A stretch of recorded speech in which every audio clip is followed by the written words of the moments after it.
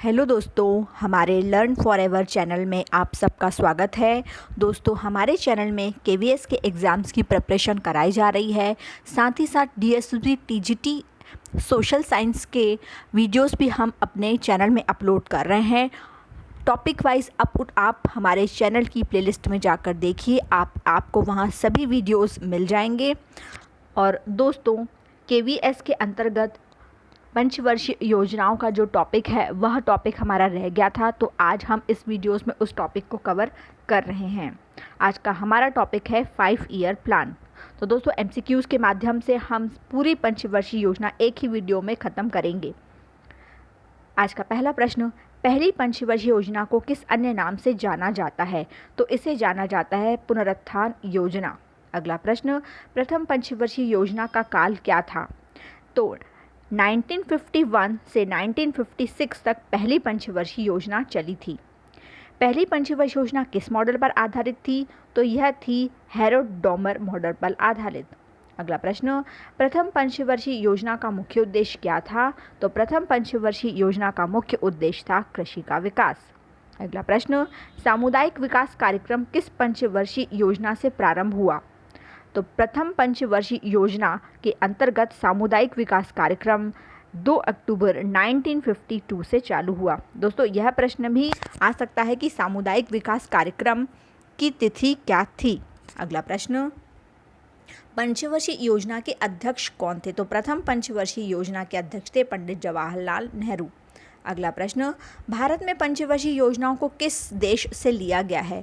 तो रूस के मॉडल पर ही बेस्ड होकर भारत में पंचवर्षीय योजना चालू की गई हैं। अगला प्रश्न, प्रथम पंचवर्षीय योजना में चालू की गई विभिन्न सिंचाई परियोजनाएं क्या थी? तो यह थी भागड़ा नागल परियोजना, दामोदर नदी घाटी परियोजना और व्यास परियोजना। दोस्तों, यह प्रश्न आपको अलग तरीके से भी आ सकता है कि भागड़ा नागल सिंचाई परियोजना किस पंचवर्षीय योजना के अंतर्गत चालू की गई थी। तो इस तरह से कई तरह के प्रश्न हम आपको एक ही क्वेश्चन के अंतर्गत देख सकते हैं। अगला प्रश्न, द्वितीय पंचवर्षीय योजना का काल क्या था? तो 1956 से 1961 के बीच द्वितीय पंचवर्षीय योजना चली। अगला प्रश्न, द्वितीय पंचवर्षीय योजना को किस नाम से जाना जाता है? तो भौतिकवादी योजना को द्वितीय पंचवर्षीय योजना के नाम से जाना जाता है। द्वितीय पंचवर्षीय योजना किस मॉडल पर आधारित थी? तो यह थी प्रशांत चंद्र महालनोबिस 4 क्षेत्रीय मॉडल, या इन्हें सिर्फ महालनोबिस मॉडल के नाम से भी जाना जाता है। अगला प्रश्न, द्वितीय पंचवर्षीय योजना का मुख्य उद्देश्य क्या था?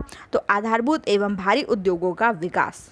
अगला प्रश्न, द्वितीय पंचवर्षीय योजना का मुख्य उद्देश्य क्या था? तो समाजवादी समाज की स्थापना करना इसका प्रमुख उद्देश्य था। राउरकेला, भिलाई, दुर्गापुर इस्पात संयंत्र किस योजना में खुले थे? तो यह खुले थे द्वितीय पंचवर्षीय योजना में। दुर्गापुर स्टील प्लांट किस देश के सहयोग से बना था? तो यह बना था यूके के सहयोग से। अगला प्रश्न, भारत का पहला प्लांट कौन सा था? तो भारत का पहला जो स्टील प्लांट था वह था भिलाई स्टील प्लांट, जो कि 1955 में बना था। अगला प्रश्न, भिलाई स्टील प्लांट किसके सहयोग से बना था? तो यह बना था यूएसएसआर के सहयोग से, जिसे अभी हम रशिया के नाम से जानते हैं। अगला प्रश्न, हरित क्रांति की शुरुआत किस योजना से मानी जाती? तो हरित क्रांति की शुरुआत जो है वह तीसरी पंचवर्षीय योजना से मानी जाती है। अगला प्रश्न, तीसरी पंचवर्षीय योजना किस मॉडल पर आधारित थी? तो यह थी सुखमय चक्रवर्ती मॉडल पर आधारित। अगला प्रश्न, तीसरी पंचवर्षीय योजना क्यों असफल रही? तो भारत चीन युद्ध, भारत पाक युद्ध और उस समय सूखे की स्थिति की वजह से तीसरी पंचवर्षीय योजना असफल रही। बोकारो स्टील प्लांट किस योजना के तहत बना? तो रूस के सहयोग से जो है वह बोकारो स्टील प्लांट बना। अगला प्रश्न, तीसरी पंचवर्षीय योजना में कौन सा कार्यक्रम चलाया गया? तो ग्रामीण विकास कार्यक्रम चलाया गया। किस पंचवर्षीय योजना के बाद योजना अवकाश लिया गया? तो तीसरी पंचवर्षीय योजना के बाद योजना अवकाश लिया गया। गॉडगिल योजना किस नाम से जानी जाती है? तो चतुर्थ पंचवर्षीय योजना को गॉडगिल योजना के नाम से भी जाना जाता है। बैंकों का राष्ट्रीयकरण किस योजना के अंतर्गत किया गया? चतुर्थ पंचवर्षीय योजना के अंतर्गत बैंकों का राष्ट्रीयकरण किया गया। चौथी पंचवर्षीय योजना किस मॉडल पर आधारित थी? तो अशोक रुद्र मॉडल पर आधारित थी। चौथी पंचवर्षीय योजना की विफलता का क्या कारण था? तो मौसम की प्रतिकूलता और बांग्लादेशी शरणार्थियों का आगमन जो है वो इस योजना की असफलता का मुख्य कारण था। किस योजना में आपातकाल की घोषणा की गई? तो 1974 में इंदिरा गांधी द्वारा भारत में आपातकाल लगाया गया था। रोजगार गारंटी योजना किस पंचवर्षीय योजना में आई? तो चौथी पंचवर्षीय योजना के अंतर्गत रोजगार गारंटी योजना आई। अगला प्रश्न, पांचवी पंचवर्षीय योजना किस मॉडल पर आधारित थी? तो यह थी डीपी धर मॉडल पर आधारित थी। अगला प्रश्न, पांचवी पंचवर्षीय योजना की मुख्य विशेषता? तो गरीबी हटाओ का जो नारा था वो पंचवर्षीय योजना की मुख्य विशेषता थी। या यह प्रश्न इस तरह से भी आ सकता है कि गरीबी हटाओ का नारा किस योजना में दिया गया?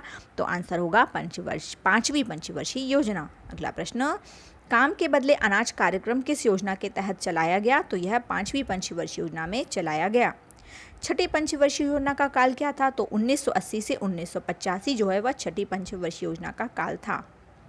रोलिंग प्लान किसने दिया था? तो जी मिडल ने जो है वह रोलिंग प्लान दिया था, जो कि भारतीय जनता पार्टी के समय में आया था, मोरारजी देसाई की सरकार के समय, जो कि एक साल के जो उन्होंने प्लान बनाए हुए थे वही रोलिंग प्लान के नाम से जाना जाता है। समन्वित ग्रामीण विकास कार्यक्रम किस योजना के तहत आया? तो यह आया छठी पंचवर्षीय योजना के। अगला प्रश्न, आर्थिक उदारीकरण की शुरुआत किस योजना से मानी जाती है?